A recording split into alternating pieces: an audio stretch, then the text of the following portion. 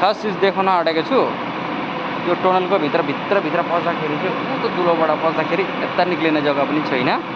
त्यो दुलो चाहिँ खतरा छ नि त नि। ऊ भित्र एकदम पस्दाखेरि यताबाट यता निक्लिनुपर्छ, यताबाट यता निक्लिनु। यस्तो बुढो मान्छे पनि काम गर्न आएका छन् भने त अहिले मैले भने त बा के गर्नुभयो? बसी बसाइ बा यस्तो बुढो मान्छे पनि गाइस काम गर्न आएको छ नि। आमाई पानी भन्ने चाहिँ बाम पानी जति नै हुन्छ है पानी यहाँभित्र।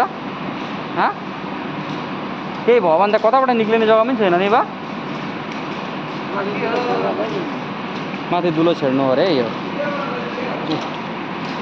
दुलो छेड्नु अरे यहाँबाट। हेर त यस्तो डह्रो मर्दै यो पहाडको टुप्पो हेर त ल, माटो हेर त भत्केर आइदियो भने त डङ्गै टाउको फुट्दैन। यस्तो छ जिन्दगी भनेको चाहिँ ल। झकमक्क लाइट अनि